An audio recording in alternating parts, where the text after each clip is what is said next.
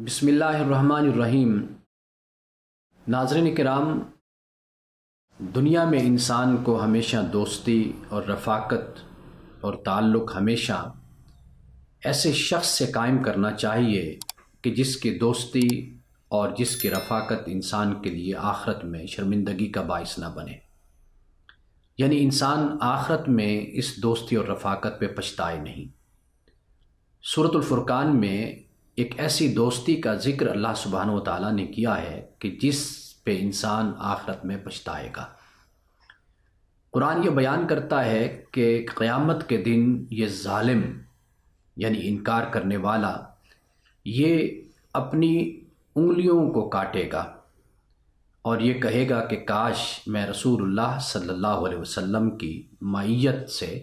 راستے کو اختیار کرتا، یعنی میں رسول اللہ صلی اللہ علیہ وسلم کا ساتھی بنتا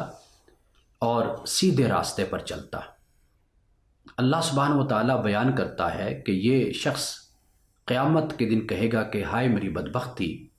کہ کاش میں فلاں شخص کو اپنا دوست نہ بناتا، خلیل نہ بناتا۔ کیوں نہ بناتا؟ اس لیے کہ لقد اضلنی عن الذکر بعد اذ جاءنی، کہ یہ وہ شخص ہے کہ جس نے مجھے ذکر سے متعلق گمراہ کر دیا، بھٹکا دیا، بعد اس کے کہ یہ ذکر میرے پاس آیا۔ یعنی انسان اپنی زندگی میں، اس فانی زندگی میں گزر جانے والے اس وقت میں ہمیشہ ایسے لوگوں کو اپنا دوست بنائے کہ جو دوستی دنیا میں بھی اور آخرت میں بھی کام آئے۔ اس لیے کہ دنیا میں اگر دوستی انسان کے کام آنے والی ہے،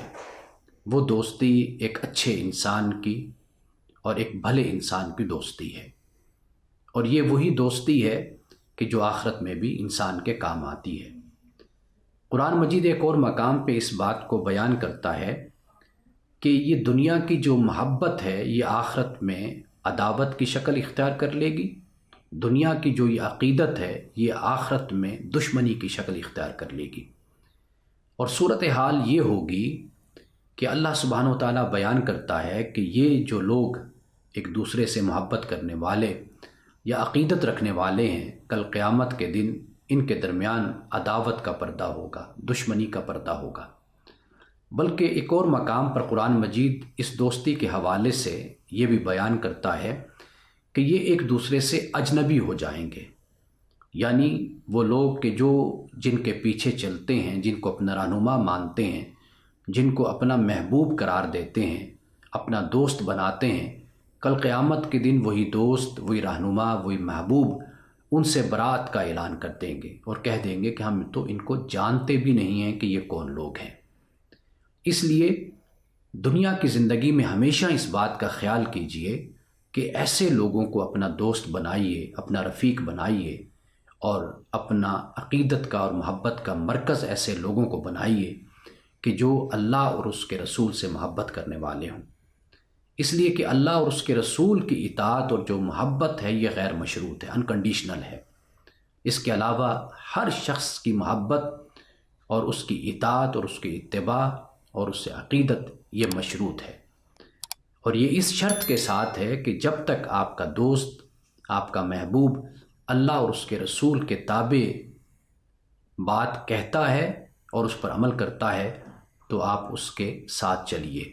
اگر وہ اللہ اور اس کے رسول کی نافرمانی کرتا ہے